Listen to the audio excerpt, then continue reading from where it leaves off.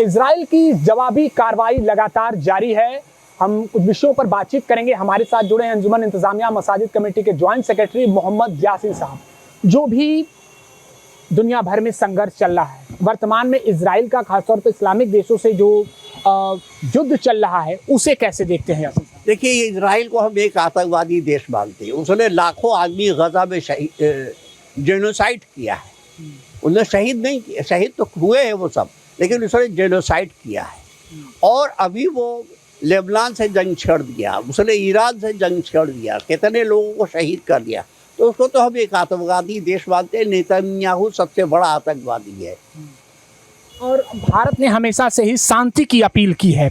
आप क्या कहेंगे, अगर क्या एक मानवता का रास्ता अपनाना चाहिए किसी भी देश को आज के समय में? मानवता का रास्ता तो कभी नहीं छोड़ना चाहिए, मानवता का रास्ता अपनाना चाहिए।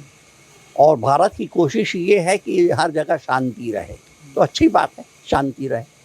लेकिन कुछ लोग शांति रहने नहीं देना चाहते हैं। और इजराइल का कहना है कि हम अपनी आत्मरक्षा में कर रहे हैं। ये गलत बात है। उसने आत्मरक्षा में नहीं किया, उसको हिस्ट्री में भी जाना चाहिए।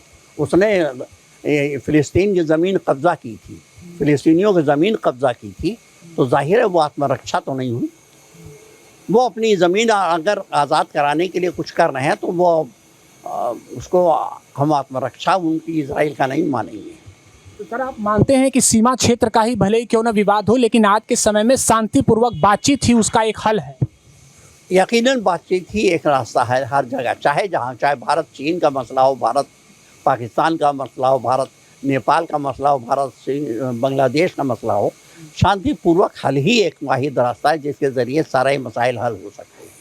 लेकिन आज इजराइल जो भी, अगर इजराइल से दूसरे देशों की जंग है, लगता है कि कहीं ना कहीं और भी देशों पर संकट आ जाएगा। इससे आ रहा है, उसकी वजह बहुत सारा है। क्योंकि एक रास्ता जो खुला हुआ था, जो समुद्री रास्ता था, वो समुद्री रास्ता तो बदल गया। बहुत से माल अब बहुत दूर दराज इलाकों से घूमते हुए आ रहे हैं, तो दूर इससे संकट आ ही रहा है।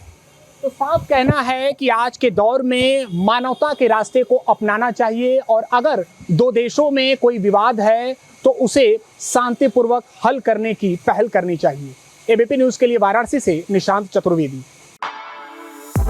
For exclusive and insightful videos, subscribe to our new channel ABP Live Premium.